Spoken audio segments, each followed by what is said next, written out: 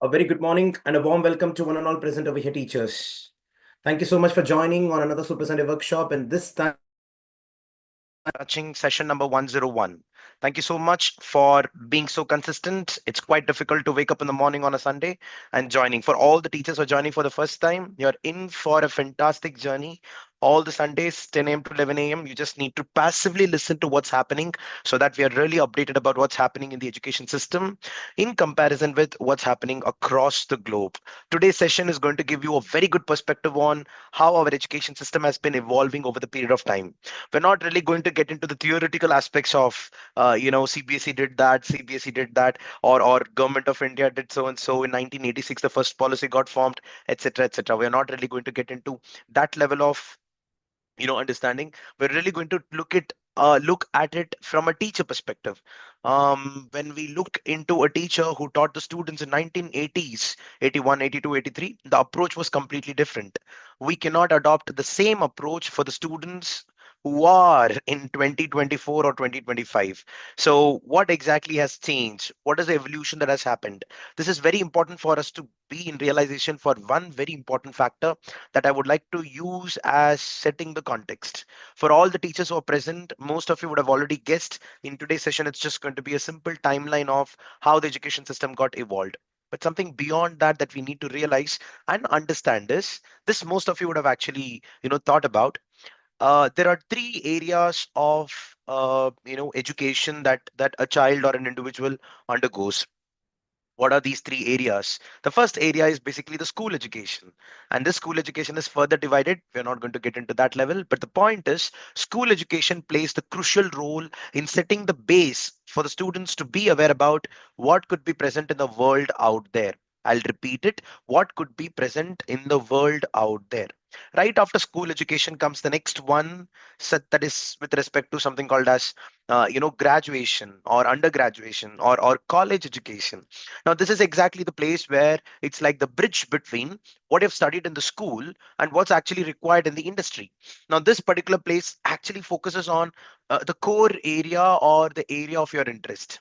Indirectly saying that school education is an exposure to all the areas of whatsoever is available, and graduation could be one specialization that you would like to get into so that you form your future or you get into that and form the future, something like that. So that's with respect to college education. And the third is basically the actual industry, the industrial requirements. Once an individual comes to the job market, the professional setup, there it's even more specific. So the specificity of what you learn and do is the most broad, probably in your grade one and two. It gets into the specificity little by little, probably in your 10th standard a little more specific because you've got the skill subject to choose right now, and then 12th standard even more specific. But when you get into the graduation of the college education, it's even more specific, and right after that when you actually get into the job, it's the most specific. But what's really interesting is it need not be this idea, to be mandatory for all the children. There are a lot of cases where most of us would have done some engineering or some art subject or graduation in a particular field, and whatever we are doing right now, it's totally not related to that.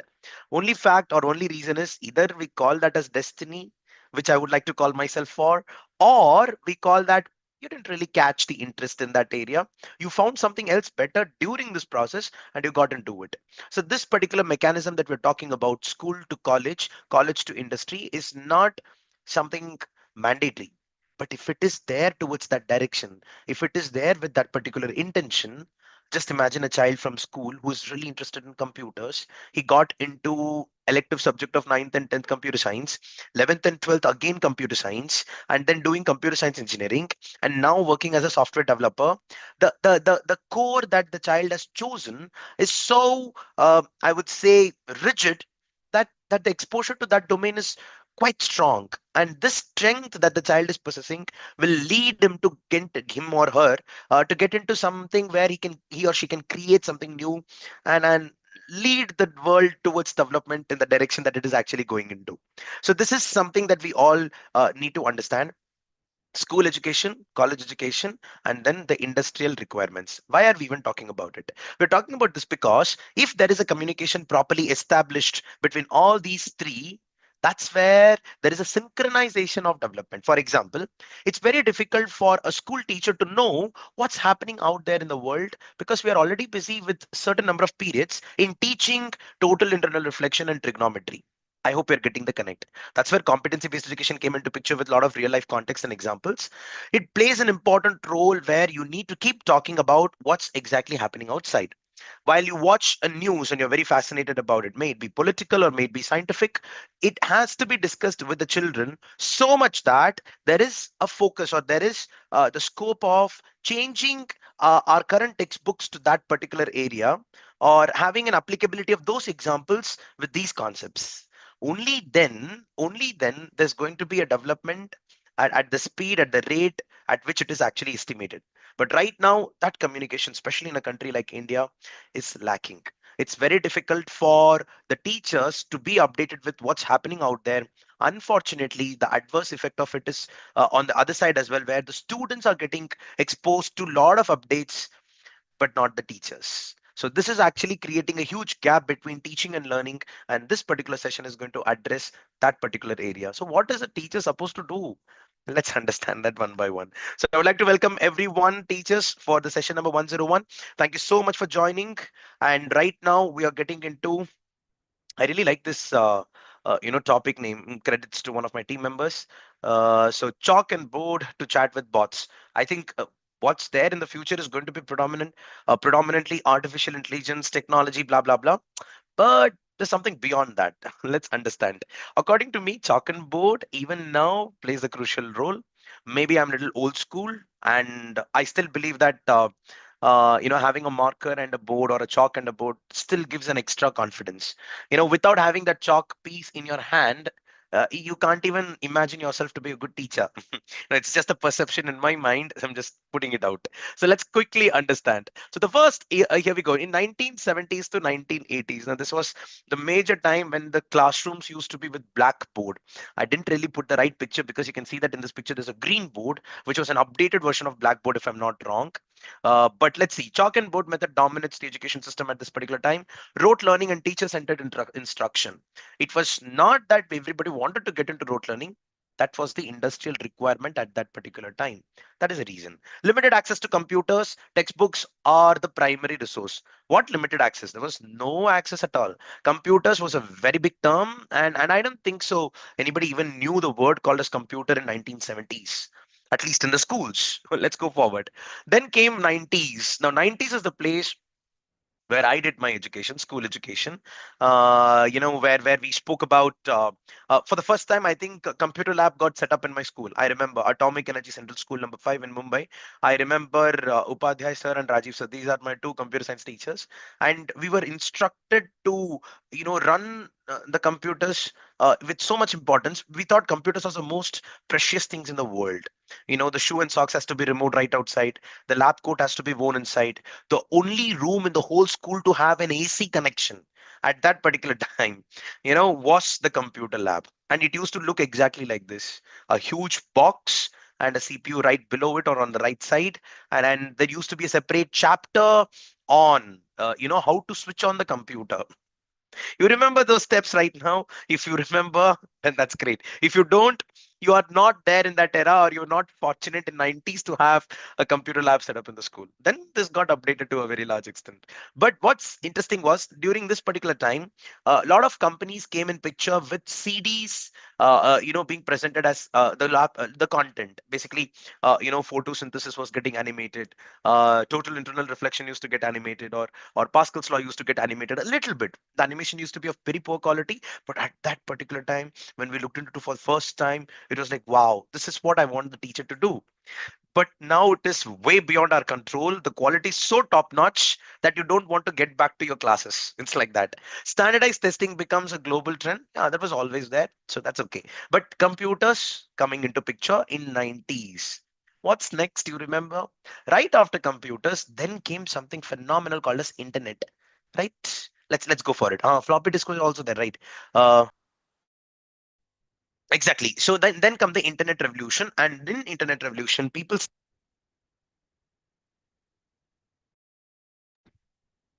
the internet revolution enabled a lot of people to create their own content and upload it on, not on the CDs and DVDs, but on online platforms. Coursera came into picture. Udemy came into picture. Udemy was quite beyond. Moodle came into picture. Moodle is one of the most amazing learning management systems that even CBSE was recommending. I think most of you would have tried Moodle once or twice at least. If not, then I would request you to do it. Blackboard, Khan Academy, Google Classroom, multiple things started coming into picture right after 2000s because of internet revolution. This also led to something else called as smart boards. Many schools right now, you might remember this word called as, what is that company's name? I think it was called as Educom, if I'm not wrong, right? Educom came into picture around this particular time, and there was another company called as Next Education right after that, where multiple companies came into picture talking about having a projector in the class, and it used to project the animations, and it was all the fight between multiple companies to produce the best quality content. That's amazing way of looking at how the classrooms are changing. However, now the system has gone so forward that every child is having their own device, which is actually right after 2010s according to me, and they have internet on their laptop. Let's look at it. Online research and digital assessments or assignments become a little common. Let's go forward. Then right after 2010s, EdTech, there was something called as education technology and AI beginnings. EdTech boom and AI beginnings. And you can see that Coursera, Udacity, edX, they all came into picture to democratize education. Now, what do you mean by democratization of education? It simply means that the ability of somebody to choose whatever they want to learn, they can learn online. This is exactly the time where gradually the meaning, or I would say the importance to the degrees, especially the post graduations, gradually came down. Why? Because industry never wanted it. Most of those high paid IT jobs openly said that we do not really want anybody to have literally completed MTech. Even if you're BTech, and if you're able to come to my company and learn, have the ability to learn, we'll train you and you can start working with us. So there was a massive dip or decrease in number of students joining for post graduation right after 2010s. There are many victims of it also. You would see that right at this stage, the children knew that there is no future of higher education. In fact, even now, many big leaders in education or leaders in ed tech world, I would say, or tech world, they openly say that we don't really look out for qualification in education. While they do look at it, but it doesn't really matter much, including Elon Musk mentioned about it, Jeff Bezos mentioned about it. So what really matters is how much of skill sets that you possess right now that you acquired for yourself. That got enabled only with massive open online courses. Massive open online courses. That's what it's called as MOOCs, and Coursera, Udacity, edX came into picture. AI powered adaptive learning platforms started emerging.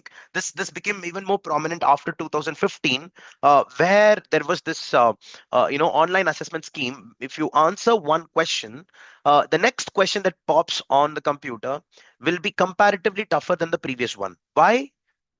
Because the previous question you were able to answer, right? Suppose if you're able to answer the next question also, the next question that follows is going to be even more tough. Suppose if you're not able to answer that question, the next question becomes a little easy. So this particular ability of computers to understand your difficulty level and create an index to it, that's actually called as adaptive learning. There's a question on the reflection form on this. So adaptive learning is basically computers or AI understanding your requirements and based on that suggesting lessons. I really find this to be very welcoming for all those people who want to be guided by artificial intelligence. I think this is a good platform. There are a lot of platforms on which adaptive learning has already come into picture. Next terminology came into picture called as flipped classrooms or blended learning, and gamification started gaining popularity. Now it is all about pamper. It is all about making children, interesting enough to learn a certain concepts. This was not the case during our days. You like it or not, you need to learn the topic. You like it or not, you need to mug it up. Unfortunately, we didn't have any interesting things to be amused with or attracted to actually learn that topic. The only interesting thing in the class to be amused about or be attracted to was the teacher. There was no other methods, right? So if the teacher is attractive enough, I'm talking from teaching perspectives, then the class becomes very lively. You really get attracted to the subject and you're like, wow, this is what I'm pretty interested in, and this is what my future is going to be. But now the interest of a particular domain is clearly dependent not only on the teachers, but also the teachers who have the methodology to come up with multiple types of teaching styles. It could be like suddenly one day the teacher is coming to the class and she's bringing a robot along with her. It's quite an attraction there, right? The children are like, wow, this is what I wanted. And what is this robot all about? Multiple schools out there, especially in India, under Atal Tinkering Labs, Niti Aayog mission, they've created multiple robots. I remember some robots being called as Iris Teacher. That was from Kerala. If you know, you can put it on the chat. You know that Iris Teacher was from Kerala. The organization was also called as, I think, Maker Ghat or something like that. That was for Atal Tinkering Labs. Then there was another interesting platform. I think it was called as Eagle Robot. That was in Bangalore, Indus International School or something like that. Eagle Robot. There was one more, if I'm not wrong. Iris, Eagle, Shalu Teacher. Shalu Teacher was from Kendriya Vidyalaya. These are all not the real teachers. These are all robot teachers. I would like to underline that particular fact. But that didn't come really in 2010's teacher. That came in the next level in 2020's AI and hybrid learning. So this is where COVID-19 accelerated the remote and hybrid learning. AI powered chatbots, tutors, and assessment tools gain traction. VR and AR start enhancing immersive learning experiences, including robotics. This is what we are currently present at. Now there are a lot of changes that has come into picture. New people have come into picture. New technologies have come into picture. Does that really mean whatever you know right now is meaningless? From teaching strategy point of view, up to a certain extent, a lot of skill sets are kind of becoming meaningless. Let me stop share the screen and quickly ask you a question. Teachers, can somebody mention what is what is that new thing that has come in India, we just mentioned, which improved the access to, I would say, making. There was a new concept that came in India where the students started getting encouraged towards sensors, started getting encouraged towards programming machines. So what was that initiative that was taken by Government of India which accelerated this particular process? You can actually put it on the chat. AI is an after effect, but something more. Exactly. I think somebody mentioned that. Ramya Devi ma'am, you're very close. You're right. It's called as STEM labs. You're right. It is called as robotics. You're right. Microcontrollers came into picture. Tinker Lab is very close, Tina ma'am. What is that thing that Government of India did to accelerate this? To accelerate this, you'll not believe, from 2015 onwards, the importance given to the science projects based on this particular concept increased drastically. Exactly. We are talking about Atal Tinkering Labs. Exactly. We're talking about Atal Tinkering Labs by Niti Aayog. Atal Tinkering Labs was actually, when it was launched in 2015, it was with the mission to have 10,000 ATLs set up across the country, and that was successfully done. A lot of programs related to converting their science project or their project towards selling it off. That means towards business, towards entrepreneurship was another perspective to ATL altogether. Now that's a change which was not there before. And interestingly, what happened that gained so much traction that right now, again in the latest budget, India released another budget for 50,000 ATL lab setups.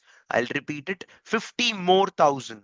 It was not, it's like 10,000 got over, 50 more thousand, but it was definitely mentioned as for government and government aided schools. If you are a private school, try to figure out if you can have an ATL lab set up in your school. I think most schools who are participating in the session today might have an ATL in your school. So my point over here is, already by Government of India, the change has already started. There was another initiative by Government of India to learn um, the science experiments, science and maths experiments, including the other subjects right now, without actually going to the lab. What was it called as? Learning science, maths, social or English experiments. I'm literally talking about projects without actually going to the lab. What was it called as? What was it called as? Come on, tell me. There were two or multiple platforms actually, but two major initiatives that was like mind blowing according to me.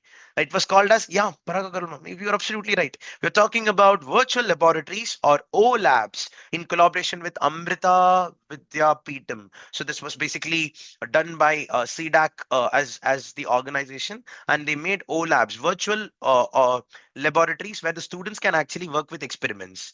We used to be really cautious in our chemistry lab to make sure that we use the right dilute hydrochloric acid or whatever chemicals they are present over there. We will, the students were quite afraid or scared to even touch them. Just because one or two people were a little naughty, they were like trying it out. But this virtual lab gave an ability for the students to try and test all sort of chemicals. Then came something called as FET labs, which is basically already present in United States, and that's how it came over here. Multiple virtual labs came into picture. But the second initiative that I really liked was, I think in the year 2019, first in 2017, but second in 2019, they came up with augmented and virtual reality. You remember there was this app called as ePathshala AR. So ePathshala AR had this ability of scanning the NCRT books. Whatever pictures are present over there, that will get animated. And once they get animated, not inside the screen, that will look real in front of us. So that was another massive update in 2019 by ePathshala AR. If not, please make a note of it and download these applications. Start using it on your NCRT books and you'll get an idea. The technology has come so much. All these are adaptations of multiple countries' education system. One that is really interesting right now, which I would like to show you, is with respect to having a teacher come to the school virtually. Did you hear about it? Have you ever thought about, just imagine you don't want to go to the school. You're like, let my avatar go to the school. You're creating your own avatars. And this in collaboration with Microsoft, multiple schools have already tried it. Let me show you what I'm intending to speak about. And for that, I would like to share my screen. And this is how it looks like. Kahan hai? Great. So you'll be able to see the screen in 3, 2, and 1. Please watch this.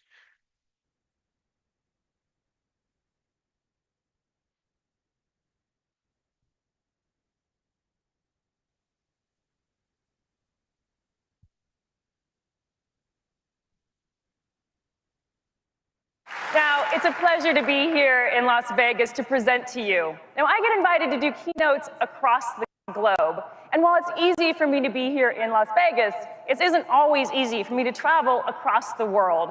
And even when I do, I can't always speak the local language. Well, what if neither language nor distance mattered for me to deliver a fantastic keynote? What if technology could help me be anywhere I needed to be and speak any language I wanted? Well, it can. We are bringing together the power of mixed reality and Azure AI services to create a truly game-changing experience.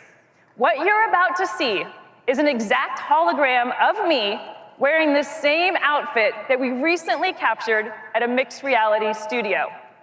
And I don't speak Japanese, but what if I wanted to deliver my keynote in Japanese?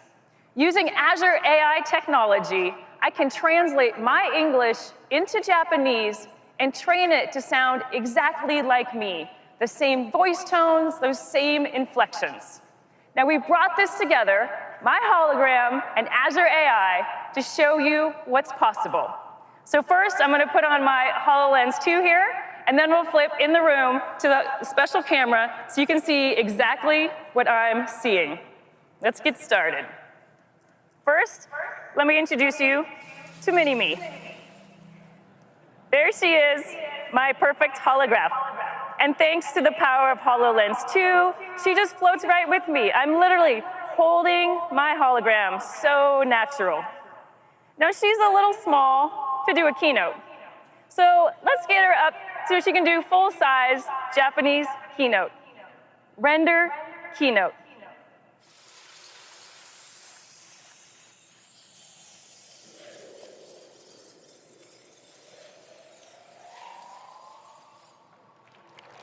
ホログラムになることには本当に驚くべきことがあります。私たちは最新の複合現実キャプチャ技術を使用し、私のホログラムを作成しています。実在の人物をホログラムとして見たことがあるかもしれませんが、私が実際に日本語を話しているのが新しいのです。私は日本語を話しませんが、私の声とホログラムは完璧な日本語で話しています。これはニューラルテキスト読み上げと呼ばれる最新の人工知能技術、いわゆるニューラル TTS を使用しています。私たちは自分の声の録音を使用し、私のように聞こえる私自身の個人的な音声署名を作成します。日本語からフランス語、ポルトガル語まで話せます。今この技術は私たちが働き、遊び、生活する方法に関して世界中の国境や障壁を取り除くことができると想像してみてください。まさに SF が現実になるところです。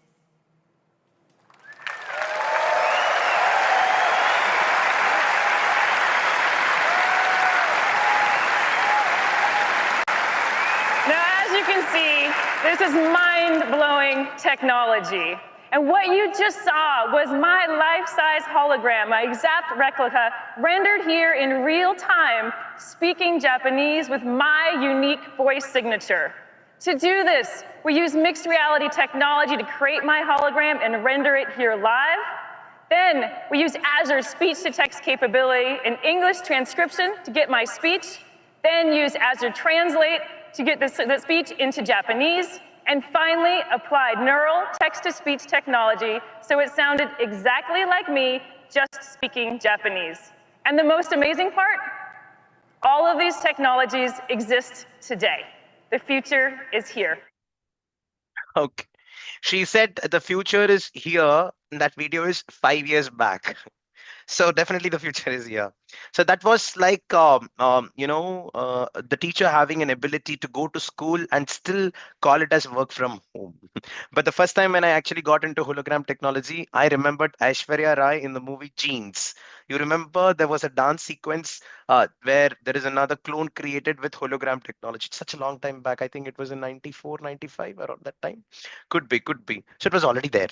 It's not so, at least on papers it was there, and some directors just put it on the screen as well. Chitty created it again. You're right. So the point is, hologram teachers or holographic teachers are becoming common in various countries out there.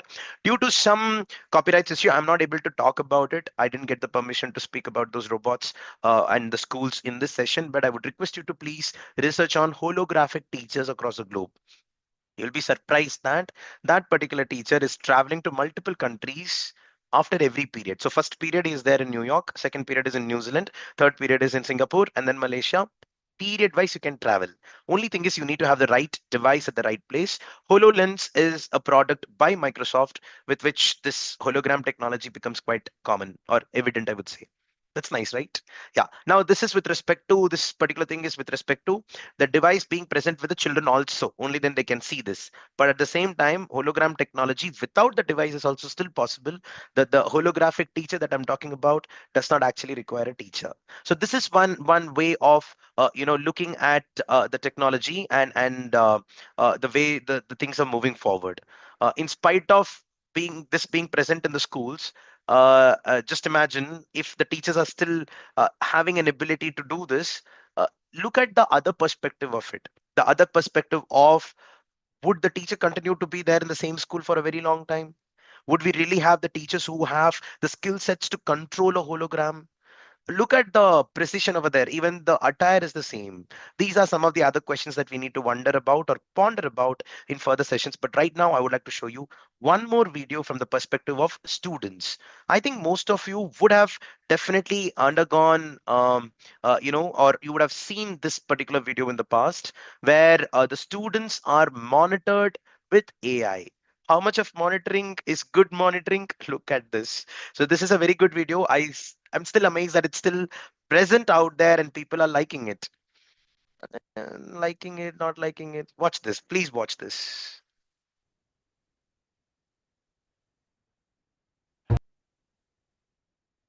I'm stopping the screen share for the next video to be played. That's very important. But right now, so you saw that there is a headband. I think most of the teachers, if you've been regular to our sessions, would have seen this at least 2 times in the past where we spoke about this in various other contexts. Right now, the point is, look at the intrusion of AI in the class where it is able to tell the teacher if the child is concentrating right now. See, making the children concentrate is an ability of a teacher. It's not the duty of children. I'll repeat it. Making the children concentrate in the class is the ability of a teacher and not the duty of children. I hope you're able to get the connect over here. If they are concentrating, if they're taking in that as an extra effort, and if they are considering that to be a duty, it's great. But that cannot happen. You cannot enforce that because it's a thought process. But now, and you can't identify that thought process, but now you are able to do that. Just imagine if there is a staff meeting happening and the principal is conducting. Would you like to have the hairband put on your, not hairband, this is basically the headband, this AI headband put on your foreheads, and your principal can clearly identify who is concentrating and not? Obviously, no, no. Staff room is the last place where this should be, right? Well, the point is it's already there on the children. So this is the place where there is a massive change, where AI is taken, so seriously that it's getting implemented to this extent. I'll also tell you one more very interesting thing, teachers. You'll definitely like it.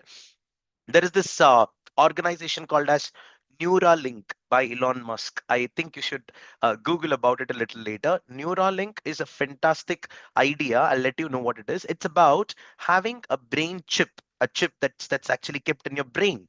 And this particular chip is basically a microchip, an electronic device for now, just to understand from layman's term, can understand what you're actually thinking, can understand what you're thinking, and perform an action according to that. I'll tell you very clearly, and let me put this as a context so that everybody understands this. Say for example, there is a person who doesn't have his arms. There is a disability out there that we're talking about. Now this particular person would like to use the computer's mouse to navigate. Unfortunately, as the arms are not there right now, the person cannot do that.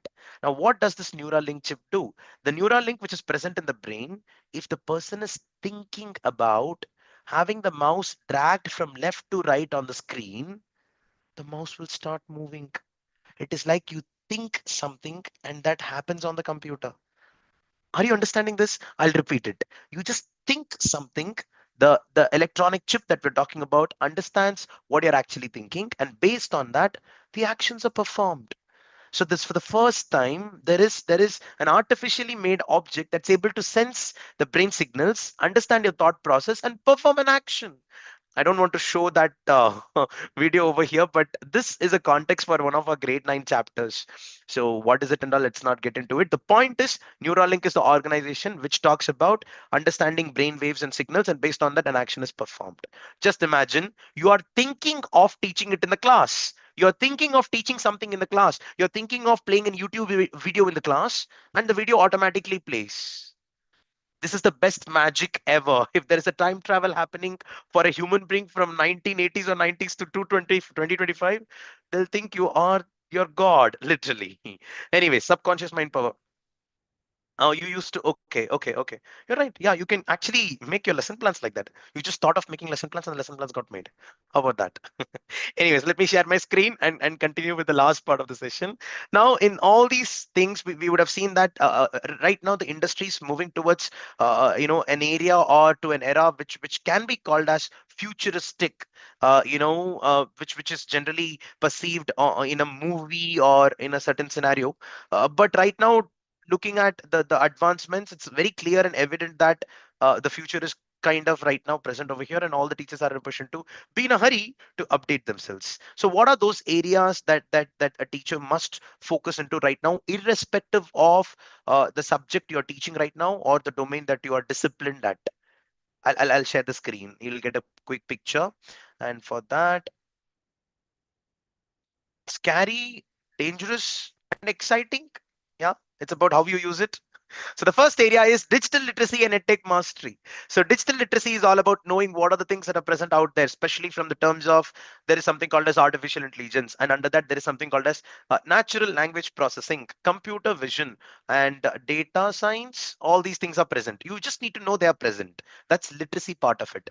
EdTech mastery with respect to education technology. These are the areas that I need to be really skillful at. For example, I am a science teacher and I know that there is something called as O labs that was not taught in your B.Ed, but it is there. You should know that. So that's called EdTech mastery. So teachers must be proficient in LMS platforms like Google Classroom and AI-powered tools such as ChatGPT. Effective integration of digital content is essential for modern teaching. What's the next area? The next area is AI and automation in education. Now, this is becoming another famous thing where adaptive learning became quite prevalent, especially under the assessments. Understanding AI-driven adaptive learning, automated assessments, and managing AI-generated content, which ensures personalized and ethical education. Third is hybrid and blended teaching. For the first time, a teacher can be very comfortable and say that this particular chapter is homework.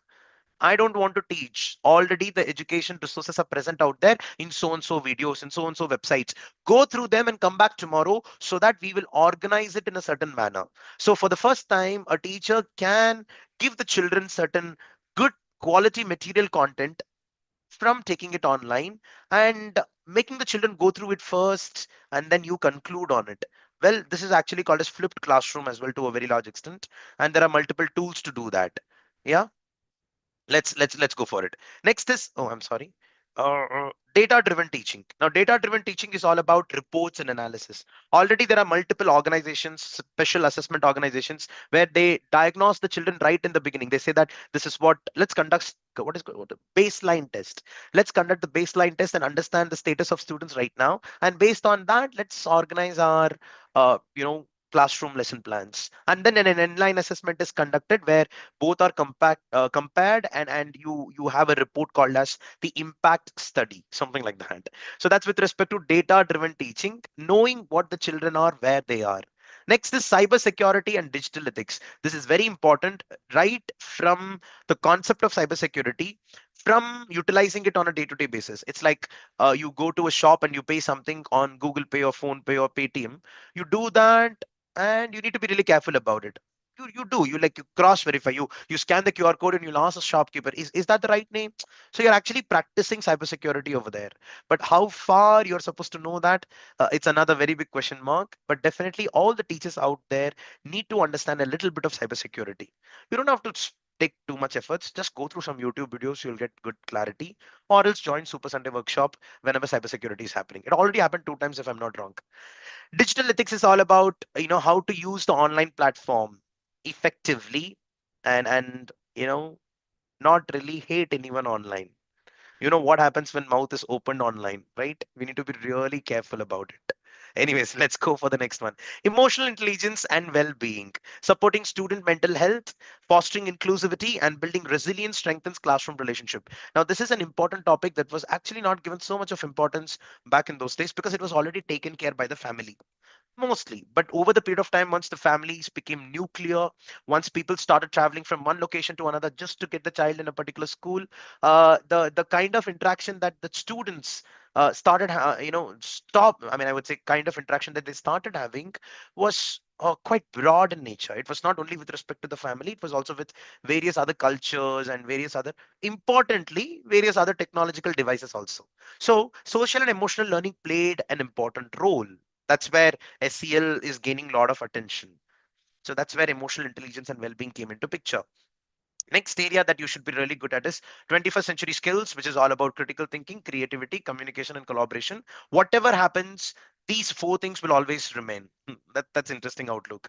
Cross-disciplinary integration is very, very crucial at this juncture. If not now, then never. That means connecting subjects with any angle. I don't want to promote steam over here as such. It could be anything.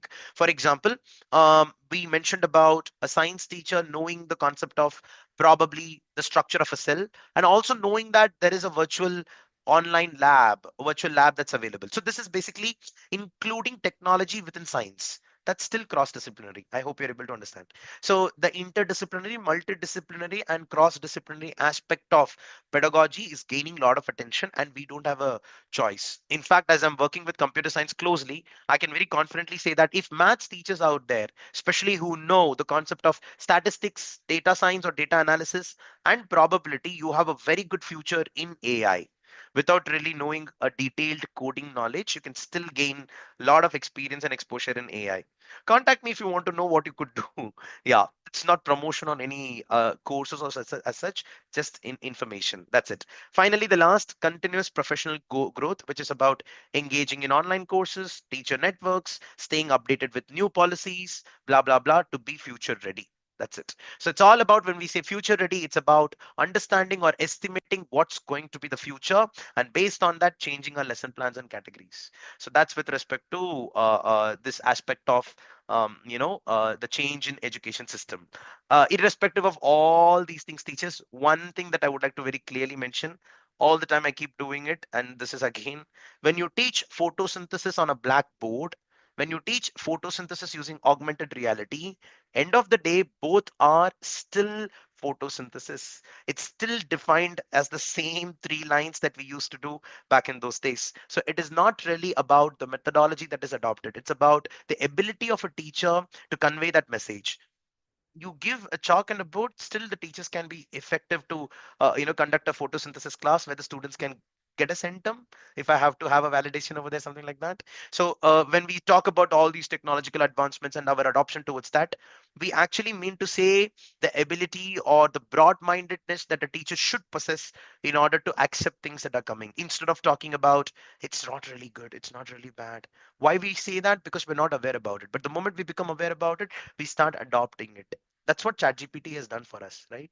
So with that note, I would like to end the session for today, teachers. Thank you so much for joining on another Super Sunday workshop. This time it was on Chuck and board with chat with bots. I really like this topic, and there were a lot of other things to be discussed, which we couldn't considering the timeline and the depth of content. I would request everybody to look at the YouTube video once more, if possible, and then try to research on all these concepts one by one. Once you do that, I'm pretty sure you will be in a position to guide the other people. That there are some robots like I remember Neo and Pepper, Pepper. I think I'm forgetting. They are all teacher assistant robots. Which are becoming quite famous. Apart from technological advancements, there are some other advancements in the area of education. Right now, homeschooling is becoming very common. I think you would have known that parents have started thinking so much. I'm just trying to be with the teachers right now. Just don't take this point very seriously. Parents have started thinking so much that they think the teachers in the school can't teach really great, but as a parent, I can do something like that. And homeschooling is getting a lot of traction and attention.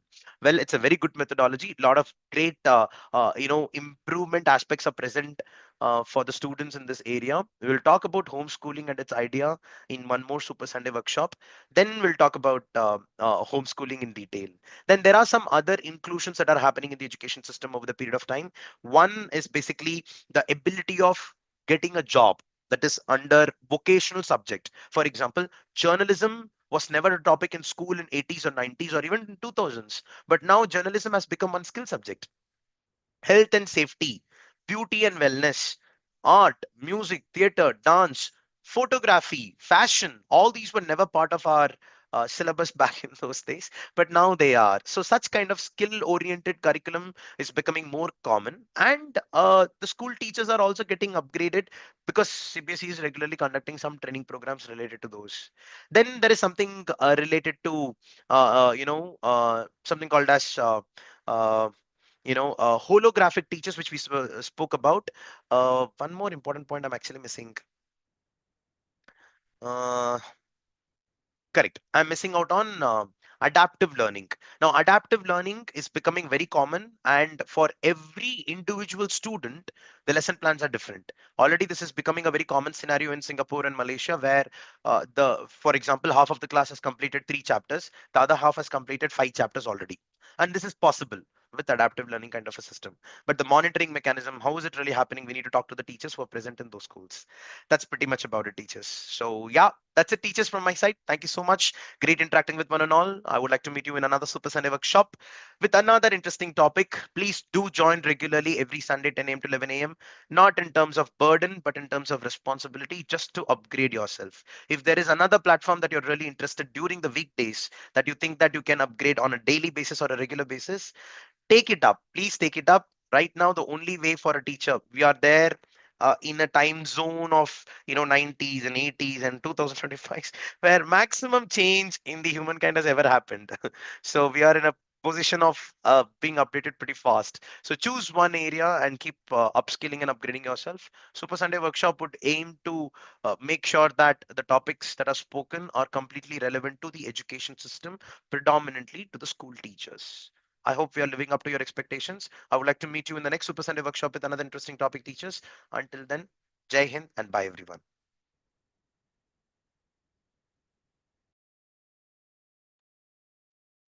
Thank you, ma'am. Thank you so much, Pratyusha, ma'am. Thank you, Kavita, ma'am. Vimi, ma'am. Thank you so much. All these are common names. The certificates will be delivered to your mail ID, ma'am, after completing the reflection form. Today's reflection form questions are very, very easy. Yeah. I saw that last 3-4 workshops, so the questions were quite tough. Multiple errors were there, but this time I think today's is quite easy. Sure, Jagjit said we'll talk about neuro-linguistic programming. Let's talk about it. I need to get an NLP practitioner for speaking about it, as I am probably not the right person on it. I'll have somebody very interesting coming to the session for sure.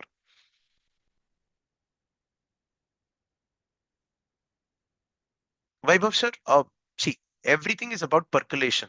Percolation in the sense, when we talk about rural areas as such, we can't really categorize that. One day it's going to be there. See, we thought that internet in villages are very difficult, but internet is already there in the villages right now, right? So there's going to be a time even in rural areas or the remotest areas, though we can still say that even now in many villages there are still, like, there's no electricity even now. But interestingly, without electricity, at least internet is there. To that extent, things are seeping into corners of the world. So effective or not is a next question. How can you make it effective is the actual question, when we talk to the students. Thank you. Thank you so much, Preetham sir. Thank you, Sukhdira ma'am. Yeah, thank you so much. Have a super Sunday to one and all. Spend time with your family. Thank you, Vijaya ma'am. Thank you, Malar Kodi ma'am. Thank you so much. Malar Veli, Malar Kodi, Deva Manogari. Wow. I really like the traditional Tamil names a lot, including that in Hindi and all the regional languages that I mean to say.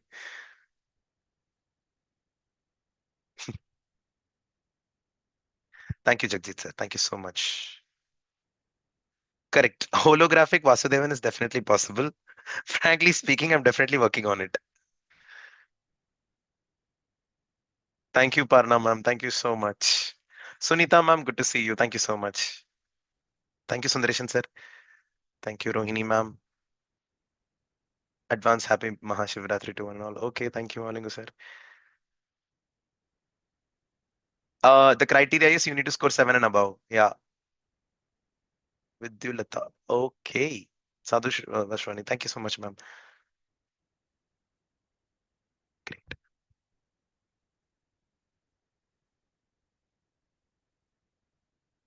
Thank you, Rajni ma'am. Thank you so much.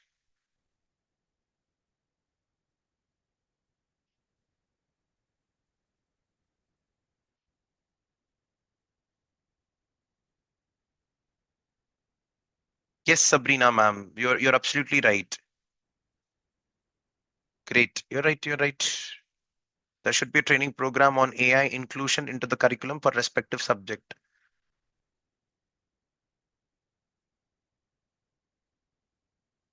Let's plan it. Yeah. I'm just a call away. Thank you, Rashika ma'am. Thank you. Thank you, Vaibhav sir. Thank you. Oh, your score 10 on 10, Rohini ma'am. Thank you. Thank you. Thank you. Still, we get a lot of joy once we score full marks, right? Yeah. Kalpana ma'am, we have done one session on that. If you can go to the YouTube channel of Super Teacher Official and you scroll up, I think 55, 56 sessions are on that particular time. Whole Labs Fit was done. We'll touch it again. Sure, let's do that. Thank you, Anushila ma'am. Thank you, thank you, thank you. Fantastic. Yes, Varsha ma'am, all these sessions that we're doing right now will be present on YouTube as well. Thank you, Sudhir sir. Oh, Aditi, you also got 10 out of 10. Good. You'll receive the last week certificate also, teachers. Don't worry. Yeah, a session on gamification is already done, but let's do it again. Oh, 9 out of 10. Great. Good, good, good, good. Okay. Chalo. Thank you, Shomita ma'am. I'll see you again in the next Super Sunday workshop, teachers. Have a good time. Spend time with your family. It's a weekend. Bye, everyone.